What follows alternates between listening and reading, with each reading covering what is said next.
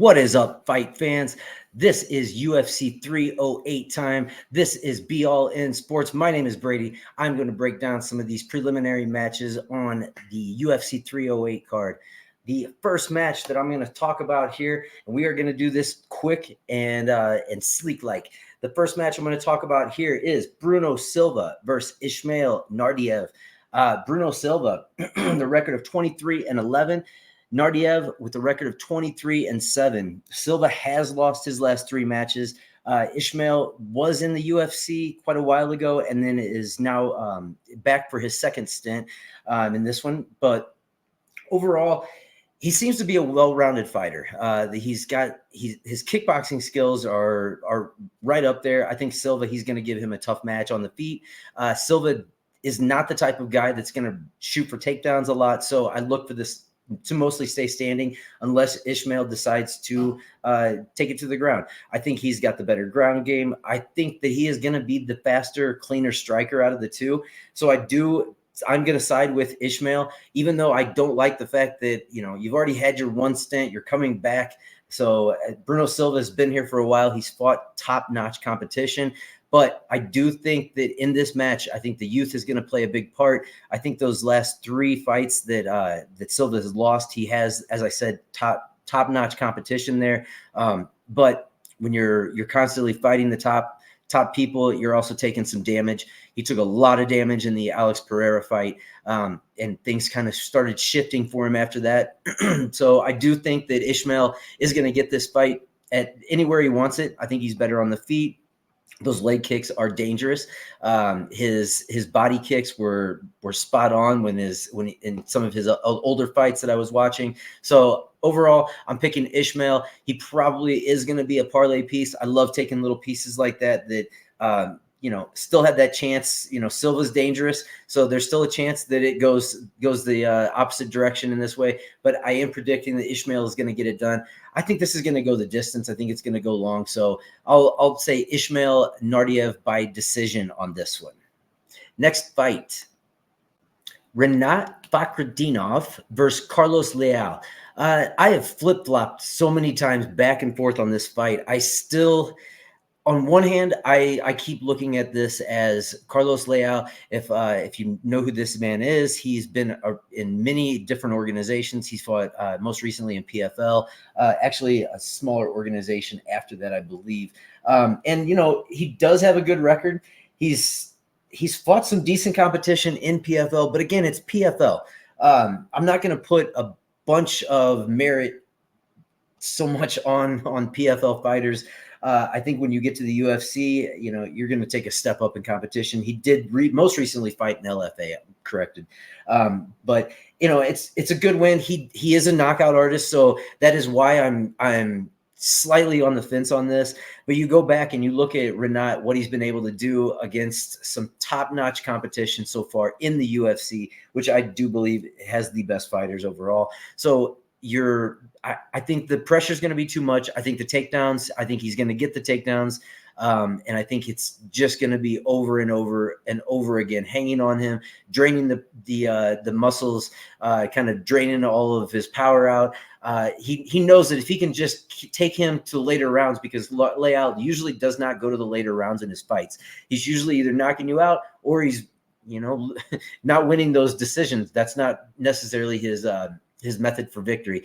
He's got 10 wins by knockout. So, you're talking about a step up in competition coming over to the UFC. So I do think that Rinat is going to take this match. I think it's going to be another decision on this one. The only other side that I might consider playing on that is a Leal knockout. I do think that Fakhretdinov can have some of those moments where he can be hittable and could possibly take a shot by Leal. But overall, I'm going to side with the man that is the more pressure fighter, can get people to the ground, and has done it repeatedly. He is a nonstop takedown person. He's constantly going for those takedowns. So I'm going to side with Rinat.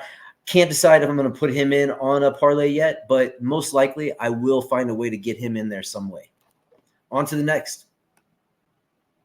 Now, this is an interesting one. Farid Basharat versus Victor Hugo. Both these guys look like they could put on some old, 1800 suits and be in the movie Gangs of New York or something. Both these guys are really good fighters. I do like Victor Hugo, more of that striker. He's good on the ground. He does have good takedown defense. He's been impressive so far. When I've seen him, he will have those moments where you think that he's losing the fight all the way through, and then he can pull it out at the end. Farid Basharat, on the other hand, he's again another one of those.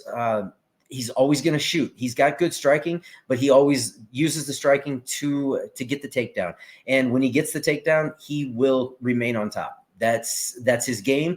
I do think that he is the better out of the two Basharat brothers. I know the odds on these are greatly spread, but I can't see this any other way besides going Farid's way. I think that he's got the advantages pretty much everywhere the fight would go. I think he's going to have a little bit more of the range. He fights better at distance. He's got good leg kicks.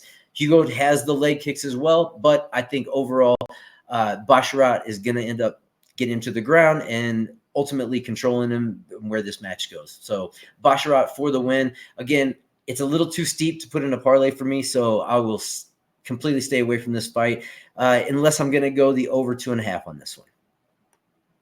All right. So on to the next fight. I don't really know what to say about this one. We got Kennedy Nzechukwu versus Chris Barnett. This is the kind of fight that if I was in a bar, the only reason I might watch it is to see if the guy that's 5'9" can actually reach the guy that's 6'5". I don't get this one. I don't even understand. You look at Tapology, you look at the odds. The odds are pretty much what I would expect. I think Kennedy Nzechukwu is like a -750 the last I checked, and Barnett, he should be way up there, like +600, 700 in my opinion. He hasn't won that many fights in the UFC. I don't consider this guy really. I know he's athletic, but I don't consider him like a UFC anything, prospect anything. So again, I know that Kennedy Nzechukwu is not the greatest fighter that I've ever seen, but he's 6'5" going up against somebody that is 5'9". I'm just in my world, I'm not entertaining it unless the guy that's 5'9" has the most amazing wrestling skills that I've ever seen, can get the fights to the ground. I don't think that's going to happen with Kennedy. I think he's got good enough takedown defense. I think he's going to keep it at range, and I think he's going to do basically whatever he wants. I think this is going to be a short fight. I think Kennedy is going to knock him out within the first 2 rounds, so I would take the under 1.5 on this one. It could go another way, but I just think there's too much playing against. Plus, I don't like the fact that Chris Barnett hasn't been in the octagon in 2 years. It doesn't play good. So I'm taking Kennedy Nzechukwu for the win. Again, not going to touch this fight unless it's that under 1.5. All right. In this next fight, we have Abus Magomedov versus Bruno Ferreira. On this one, I am you got Abu sitting over here at 26-6-1, and you got Bruno at 12-1.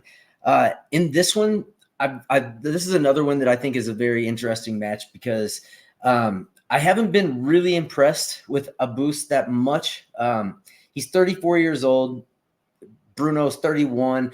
He does have the reach advantage and a height advantage over Ferreira, but I think Bruno's a dog. I think he's going to go in, look for the power punches, and I think he's eventually going to get them.